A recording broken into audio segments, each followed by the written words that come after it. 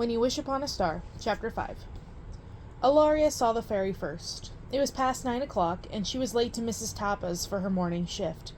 But the old lady was probably still asleep in her bed above the shop. Besides, Illy was the prettiest girl in town, and she modeled Mrs. Tappa's hats every time she went out. The lady would never fire her.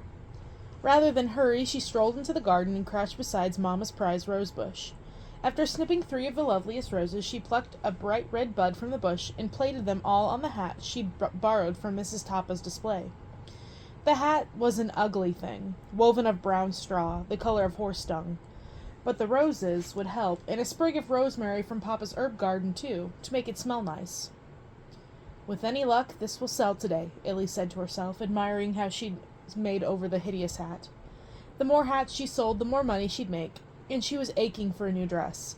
She hadn't had one in over a year, and she couldn't bear the thought of going to auditions in Nerio and Vallon in one of her chocolate-stained gowns and torn gloves.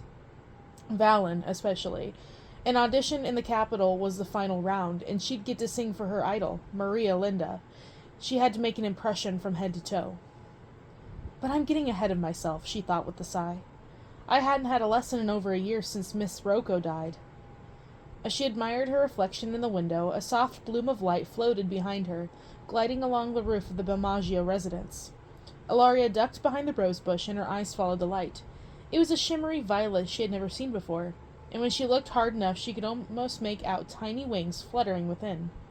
About half the size of her fist, it was too large to be a firefly, but no bird could emit such a powerful light.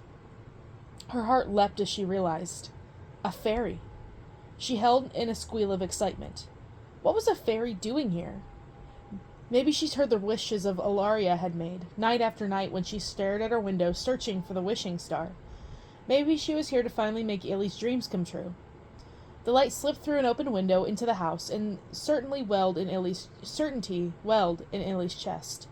Unable to contain her excitement any longer, she raced inside, quietly tiptoeing up the stairs after the fairy. When she was halfway up the stairs, Illy rose to her toes. The fairy was hovering in front of the doorknob, its light fanning over the bronze handle. Like magic, the door creaked open, and Illy hastened up two stairs, until the fairy left her room and swooped up the stairs into the attic, to Kia's room. Illy halted in her step. Kia's room? Her sister didn't believe in fairies. Her sister didn't believe in magic. Why would a fairy possibly want with Kia?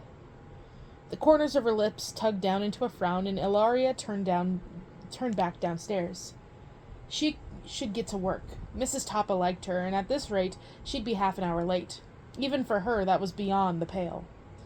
And yet, how would she be able to concentrate on work if all she could think of was why a fairy was visiting her sister? Throwing aside her cares, Ilaria crept up the stairs to Kia's room in the attic and pressed her ear to her sister's door. Sure enough, she heard the fairy's voice. It was a rich and resonant alto, but she could hardly make out what the fairy was saying. Soft bells muffled her voice, as well as Kia's, as if they knew Ilaria was eavesdropping. With a grumble, Ilaria lifted her ear from the door.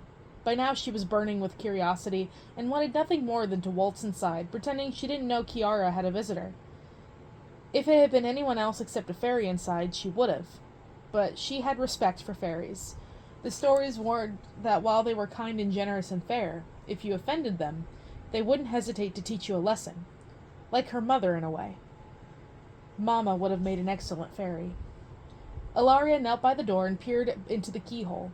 Her view was a partial one, but she could see Kia speaking to a lady dressed in purple from hat to shoes.